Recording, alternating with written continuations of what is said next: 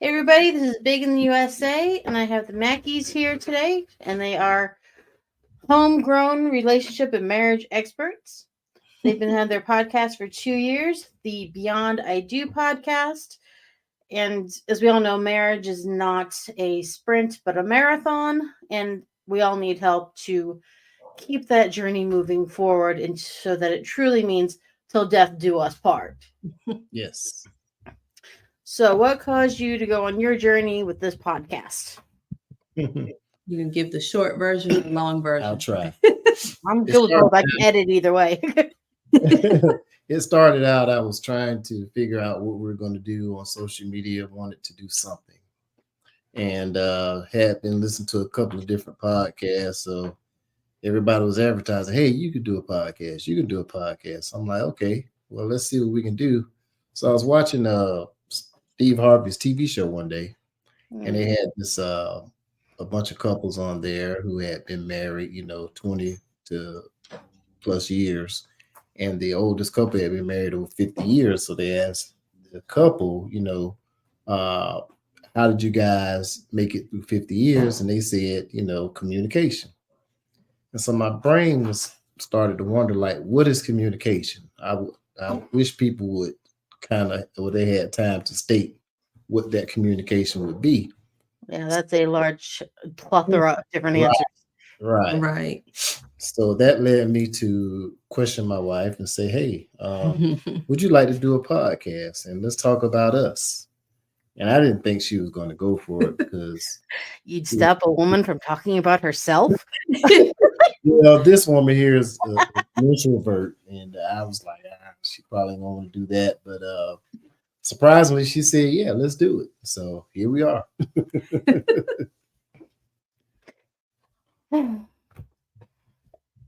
How would you say we all know that the world is the world and everyone needs a little bit more love in it? And I drive for Lyft a lot or other rideshare services, Mhm. and I pick up everybody, absolutely every demographic you could dream of. Right. And more often than not, I become like their therapist. Hmm. And for a while there, I thought, well, maybe I could say these stories and do a podcast, but I don't feel like necessarily outing people that way. Mhm. But just like, what kind of advice would you all give for like, I'll pick up a mom, married, or the baby daddy situation, however you want to word that, Right. and money's tight, and he's just getting more and more aggressive as the years go on because money is tight, and he doesn't always know how to handle himself, but at the same time, she's tired of being emotionally and physically abused, essentially, and still take care of the kids and not have the drone of everyday life just stop her from running away individually. Hmm. What kind of advice can you give to that kind of situation? So we, and I grew up in a very chaotic situation. And anytime that there's physical abuse, I just can't support that.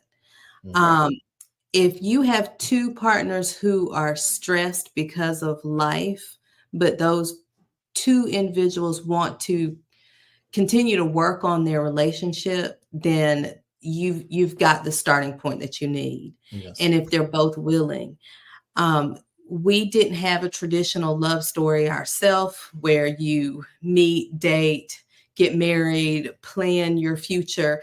We ended up we were best friends. We started dating, and within a year, we started dating. We ended up getting pregnant, and we were married, all within 1 year. And we were 22 and 23 years old at the time. And from the time that we sat down when I was pregnant and we talked about what we would do moving forward. Mhm. And when we decided that we were going to get married and work together in our marriage, our relationship became the most important thing. And so when we went through those moments of, I remember vividly one incident where we were probably about 2 years into our marriage. Our son is toddler, he's in daycare. And I was at home. Um, Actually, it was a little bit more than that because I was pregnant with our second child, Mm. and they're 4 years apart. So I was stressed, and he was off. He had been hanging with friends, and it was time to go get our son from daycare, and he was dragging his feet. I was just stressed, and I snapped at him. He snapped at me. Picked up our son, and later that night, I told him, I said, it was time for you to go get him, and you're out there hanging around with him, and blah blah blah. And he looks at me and he said, I don't know how to be a husband and father. And at that moment, I snapped because I thought, well, I didn't take the mom and wife class either. And so we had to take a moment to step back Mhm. and decide, okay, both of us, we're growing up ourselves and going through these things. Yeah. What are we going to do to make sure that we have this solid foundation and that we're both growing as individuals, but also growing as a couple? And I think that's what it takes. I think that in those moments where life gets to you, things start to happen, you have to have a partner who you feel safe and comfortable with. And so if there's something that I feel he's falling short of, I need to be able to tell him, I need this from you. Mm. And as my partner, he needs to say, okay, we're going to put our relationship first. So deep down inside as an individual, I might not understand this need that you have. Mhm. If our relationship comes first, I'm going to do what I need to do to keep that relationship healthy. And we've both had those moments to where we had to, and it's hard sometimes to have those conversations. So sometimes it looked like a letter where I'm writing things down and I give to him, or a text message where I'm saying, the way that you said that, it hurt my feelings. What did you mean when you said that? Yes. So Mhm. always put the relationship first. And sometimes that means we have to put our pride aside. Mhm. There's a lot of pride out there. Yeah. Oh, yes, definitely. Dr. Phil used to say, do you want to be happy or do you want to be right? And so there have been moments throughout our relationship where I have to stop myself and say, okay, deep down inside, I know I'm right, but right now I want to be happy. So on the outside, I'm going to let this pass. I think the one moment I had was a long, long time ago with my husband. He's a trucker, very gruff individual, but it went like, do you want to blow this up and ruin everything, or you just want to ride it out and see what happens? Yep. Mhm. Wrote it out, nothing happened. He just assumed. Right. Yep. And that's what I think, really, day in, day out, that's what it is. We had very different upbringings. And so where I grew up in the house as an only child, he grew up the youngest of 10 siblings. So his thing is to be seen, not heard a lot of times. Whereas I can't deal with conflict. I have to resolve conflict because of my parents' relationship and what I witnessed with them. So we've had a lot of growing pains, but in the end, it always boils down to, okay, we have this relationship that we have to take care of. And we have to put our individual pride aside. And right now we have to focus on that relationship. What would you say for anyone who'd have like a stigma against therapy or counseling, or just getting some fresh air into the relationship so that things can at least clear out a bit?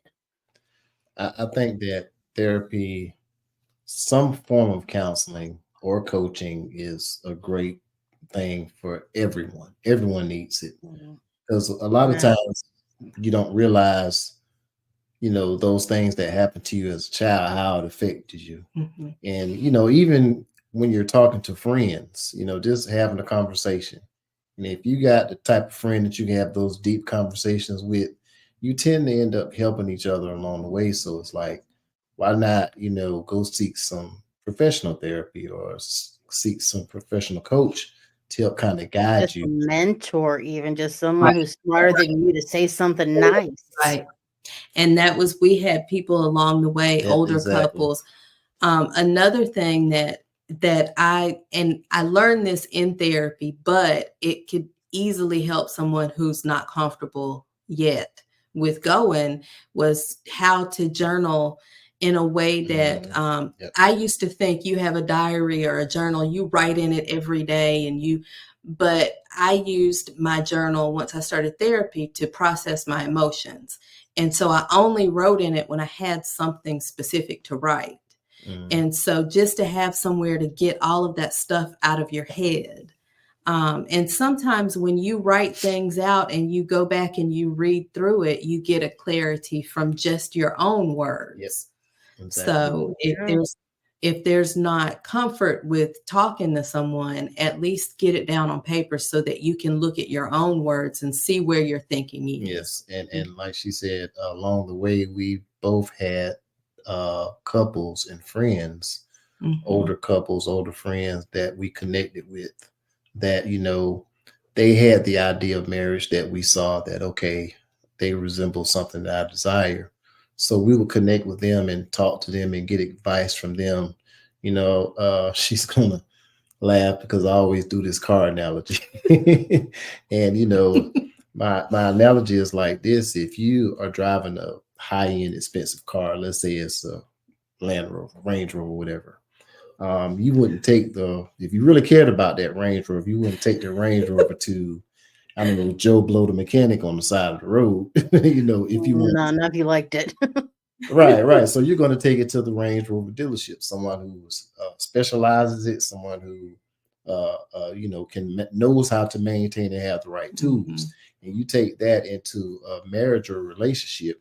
You don't want to go, and I go as far as to say, even if it's family, if you have a family member that, you look up to them, but they have a pretty shaky track record as far as relationships, you don't want to go to that person for advice. No, they've been divorced 4 times. That kind of disqualifies. Right, exactly. Right. If you want to ask a divorced 4 times person for marriage advice, I mean, come on. Or at least to find out what not to do. Right, exactly. Yeah, you can't do that now. Let's see what else here.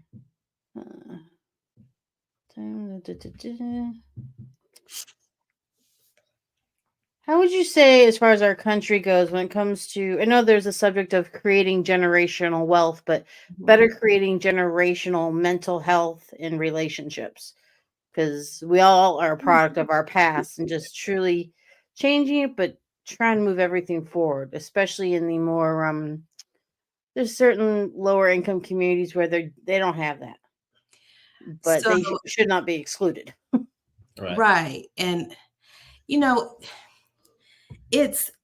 we've gotten to a point in time where I teach, and I've taught at each grade level, each grade band. And what I've seen with younger students, with elementary students, is they don't understand how to process their emotions. When we look at social media and cell phones and things like that, kids haven't learned how to properly communicate a lot of times.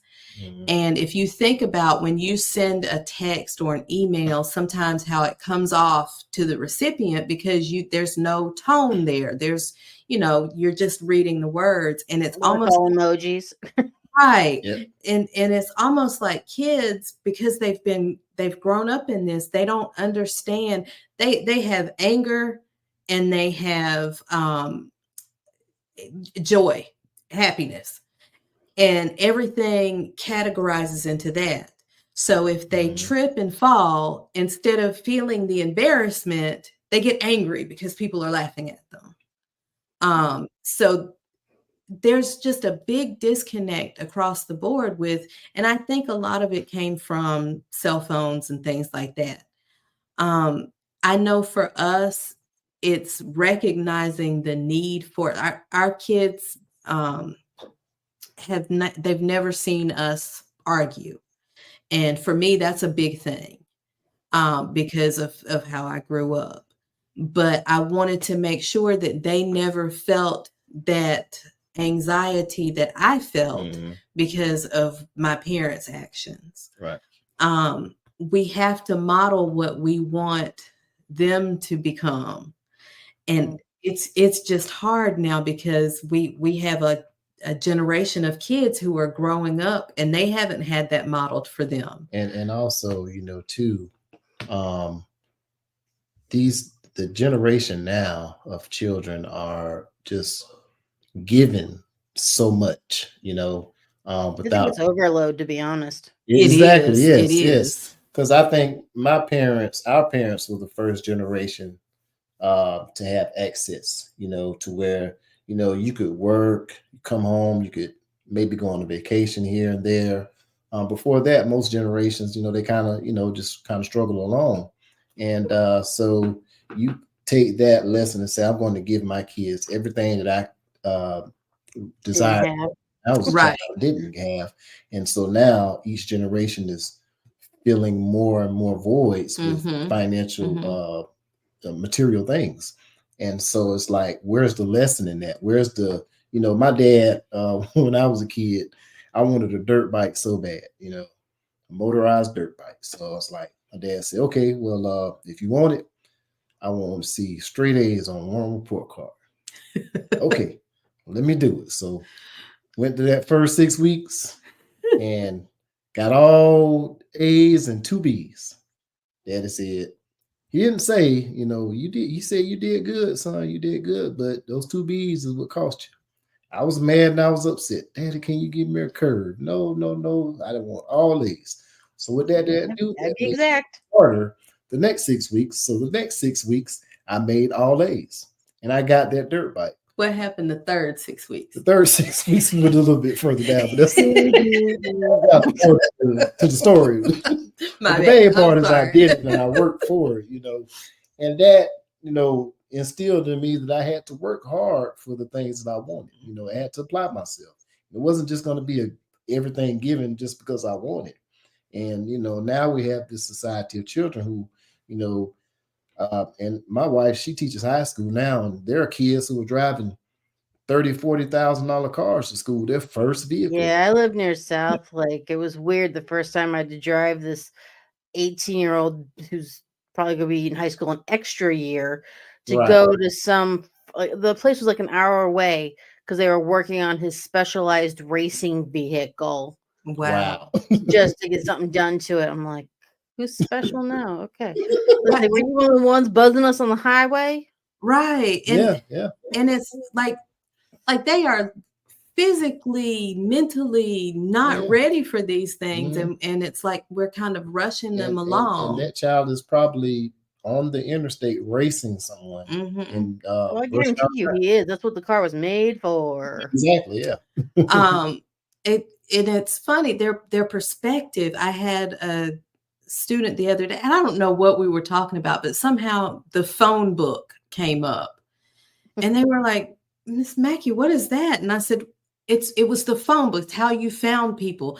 It's a thick book and it had everybody's name and address and phone number. They were like, oh my God, that's so scary. And I thought to myself, you can Google someone.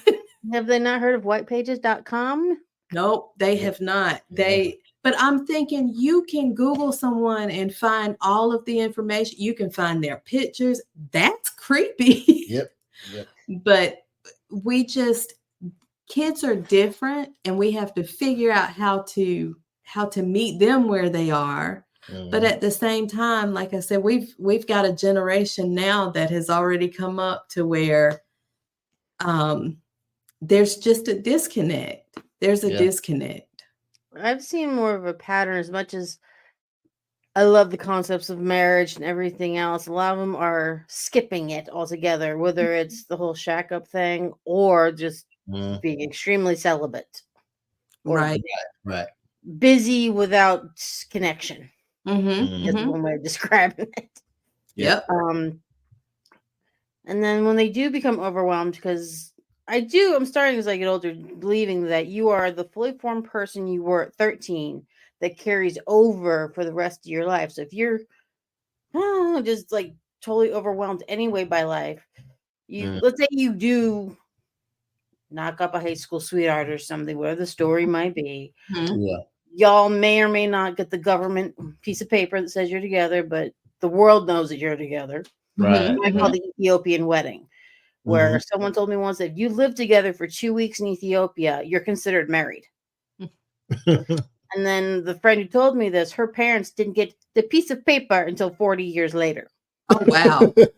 And they had like 12 kids. So Wow. everyone knows who you're with at that point. Right. Yeah. Oh, yes. Doing that whole American struggle thing. You're living in the too tiny apartment. You might eventually have so many kids who ever pass your economic limitations or whatever it might be. And then trying not to beat each other up in that struggle and keep moving forward and trying to be a responsible person, but still having the mentality of that 13-year-old who Right. isn't up for it. Right. Yes. And they're so far behind trying to get ahead that they always feel like they're behind and never stopping long enough to take a breath, get that guidance, talk to somebody, don't lash out irrationally, don't go to that place of anger. Yep. And I still think technology had a lot to do with compartmentalized emotion. Right. Yes. Because instead of having the full range, like you said, being embarrassed if they fall or whatever, they just got one. They keep pushing that one button, not understanding why they're always getting the same result. Right. Right. Not having the spatial awareness or whatever, and trying to truly wake people up to that. And yes, it can be fixed. Yes, you can take a moment, at least regroup. It may not fix the problem, but it won't give you more grief about it. Right. Right. Exactly. Right. And it's important for us to model those things. And find as many examples as possible versus it being celebrity or whatever news. Like we all love Dr. Phil. Right. But that's not the one reaching a hand out. Or like whenever I picked up some of the kids, or it's just what I call them, the youngins with youngins. If they go to some therapist around here, it's just some white dude who has book learning. It's nice. I'm glad he can tie his own shoelaces, but that won't connect with people. Right. More of a spiritual, I feel you, I've been there, and you have proof that you've been there and felt it. And yes, just to truly make that connection. And it's like finding the real help instead of the fake help that the world is like dangling around. It's like, that's not a carrot. Right. I ain't going for that. And also finding something that's real and something that's not just being said or done to make you feel good about it. Because we can put a Band-Aid over a surgical cut and it might feel better for the moment, but that cut is still open and we still have to take care. I think there was an old Yiddish saying it's something to do with you get a Band-Aid for a cough. And right. So the band, it helps something. Something. It served. Someone tried. They gave it to you. Right. So those types of things. And then like being Generation X, where you have like 2 generations before you, 2 generations, and it's a weird place to be. Yes. And to see, like, you can draw wisdom from your elders, but their world is so different. It may not be applicable, Right. And so then when you look at the younger generation, and I'll be the first to admit, because a lot of the generation after us, like our children's generation, will point out, well, you raised us. And you're right, but this wasn't the anticipated outcome. This is not where I was going. And I think it was trying to find that balance between, okay, I don't want to be like my parents. I want to, be a little more flexible. Yes, I want to hear your feelings, but at the same time, your feelings can't necessarily change this situation, because as the adult, I still have to make the choice. Right. It's an odd spot to be in. And I think that we're the first generation to be where we have so many behind and so many ahead, and we're just looking around trying to figure it out ourselves. And the last ones had COVID. The whole removal from social situations altogether and being even more computerized. Right. Exactly. Right. And the nerd in me is waiting to see if anyone or how much research is going to be done and come out with the mask. Yeah, for not being able to see facial expressions. Yep. Yes. Exactly. It was the weirdest thing going back to school after the pandemic, and that when we started in August, everyone had to wear masks. And by the second semester, it was optional. And so I had spent a half of a school year with some of these kids. And when they came back after Christmas break, I didn't recognize some of them. Or what I was picturing under the mask was something completely different. Yep. And so even with speaking and not being able to fully see the facial features, that had to stunt some of that communication and the emotional intelligence also. So those kids, they have a lot going against them. Yep, they sure do. Unless it just makes the world more comfortable for those who already had Asperger's. Right. Right. I ADHD and introvert, and the fact that I could get online and order things and then spend the day picking things up and come home with my new stuff. I was happy. I was very pleased. I was very happy during COVID too. Yeah. Or my other favorite thing, I point out to my husband, right before it all started, which I had no clue what was going to happen. At the food store, I just started carnivore diet, and that was the first time I went hardcore. And then I'd go in and out of keto, carnivore, and whatnot because you do need a few carbs. Yes. I noticed that in the food store, like all the Lunchables and all the lunch meats, stripped, gone. But when I got to like the whole hams, the whole turkeys, and the brisket, it was all there. Mm. So, like, what are these people eating? Or are they trying to recreate the school lunch at their own houses? Right. I'm like, you poor children. I thought they could at least escape that. Yeah. I know. I probably about, I don't know. I got very tired of cooking real quick. We're getting broke. It's just the two of us. I mean, you know how long a brisket can last for if you have enough sauces? And there was, I learned to brine a turkey. oh, I was wow. that bored. You know what? Wow. Maybe I was focusing on the wrong end of the food because my daughter and I we stumbled upon peanut butter brownies, which led to or peanut butter blondies, which led to cookie butter blondies. And so after a while, I told her, "Look, you're young, and this is metabolizing differently on you than me." But Yeah. we started baking things and trying new things. But I All kinds of grew, stuff. Yeah. I grew tired of that. We built the swing. Yep. Pinterest was our friend. Yep. And I appreciated that reset. He is not an introvert by any means, but he was considered an essential worker, and we were thankful for that. Yep. Because he would have gone stir crazy. Yep. Hubby's the essential worker. He's a truck driver. Mm-hmm. Yes. So he was our hero, getting us supplies. Yeah. Oh, I still did all the shopping. He didn't. He's like, just do whatever. I was selling crap on eBay, and yeah, I think I intentionally took 6 weeks off because no one was going anywhere. They were in true lockdown. But after that, when people were like, I got a job to get to, screw it all. And everything was the same as usual. As long as you had a mask on, no one really cared. Yeah, that's kind of like in our area. I mean, restaurants and things like that shut down, but schools shut down. But our governor fought it, and he was like, we're not going to have it. So my job was essential. A lot of your Home Depots and places like that. Look, you got to have something for people to do. So a lot of remodeling, I noticed. Yes. Yeah. Yes. So did y'all write a book? Yes, we did. We did. I'm still not used to that. We did. We had been through the podcast. We started interviewing people, and people would ask us, have you written a book? Have you written a book? And I was like, no.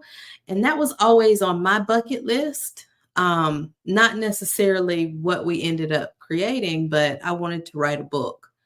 and he writes music and lyrics, and so both of us we like playing with words. Mhm.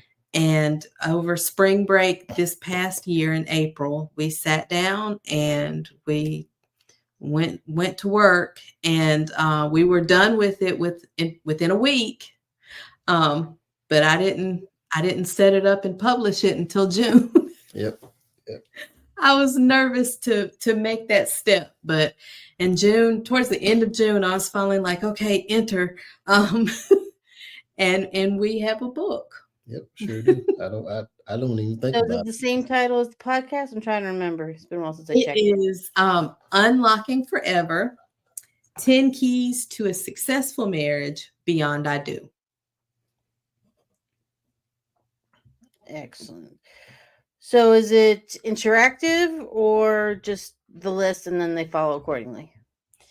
It is interactive. Our first 10 episodes were about our marriage, Mhm. and we kind of fashioned the book after those first 10 episodes. And so each section of the book covers a section of real life marriage, parenting, finances, communication. And the first part of the section, we talk about how we've dealt with these things.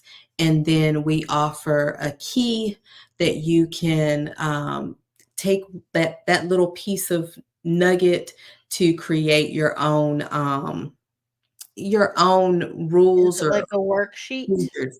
Yes, within the book, it has key and it tells you what you and your partner can sit down and discuss and work through. Right. So like I said, it's still very surreal. It's an accomplishment. You should be proud of it. Thank you. Thank you. I got my own little. I've been promising myself for over 20 years to write a book, and I think I'm up to the 5th chapter, and it's been like that for way too long. So, yes, you accomplished something. And we have a couple of more. We actually want to do a fiction book together. So we'll have to work on that one next. But like I said, it was such a surreal thing. And even with the podcast that we started planning a year before we recorded. Yep. We had bought all the equipment and everything. And finally we were like, okay, we're going to do it. And we sat down and did it. And it was the same thing with the book. They can find that on Amazon, right? Yes, it is on Amazon. But I also, and I can get you the information, smashwords.com. I created a coupon code there. And until December 31st, it is 50% off the ebook. 51%? 50% off the ebook on Smashwords. So I can get you that information so that listeners can get. Yeah, I can put it in the description below. If anyone's looking, it'll be down there. Yeah. Is there any plans, if I didn't check already, to go on Audible, or there to be an read version? There are plans. Yes, there are plans. We had started recording and we had technical difficulties, so that we do have plans to do an audio version. Mm-hmm. Excellent. This world needs all the help it can get. Yes. As much as possible. Audiobooks are a lifesaver for me because reading is not my thing. I love reading, but at the same time, I can get a lot more knitting done if I don't. Yeah. I can crochet while I listen to audiobooks. So is that the new Hexie cardigan? It is. I thought I was recognizing the Granny Stitch. It is. People have noticed that you use such a small gauge. Usually they do it so chunky, it's like, why bother? And I'm very cold natured, so I wanted something that was going to keep me warm. When I told my husband how much yarn cost to go into it, he questioned it and changed his mind about me making him one as well. So I went halvesies on him and didn't tell him that I found a very nice polyester based faux fur bathrobe. So he pretends to be Rocky with it. Well, it's a pleasure talking to y'all. Is there anything else you want to do to pitch the book? I'm gonna send you the coupon or the discount code and the link for it. But that's it. I've got we can be cover. reached. If there's a cover. And we can be reached at, if anybody wants to contact us, email at admin@beyondidopodcast.com. And our website is www.beyondidopodcast.com. And we're on all social media, Yep. YouTube, Beyond I Do Podcast, Facebook, Beyond I Do Podcast, and what is that, IG? Am I missing something? IG and TikTok. Yeah, and TikTok. We're not on X because we didn't. I my never attention jumped on the span X. Well, I never jumped on doesn't- Twitter or X. I never did that. So There's too much going on Too that for much, my yeah. attention span yep, It's or only- lack thereof. yeah. well, excellent. We'll definitely get this up and running. It was Okay. very nice meeting y'all officially. Thank Thank you. you. You too. We Maybe have just enjoyed again in the future, see if there's any other books and updates and good ideas for trying to save our country from ourselves. Yes. Yes. Absolutely. Well, thank you for having Thank you us. for having us. Anytime. Now we hit end recording. This thing keeps on asking about dictionary stuff. I don't know why it keeps doing that.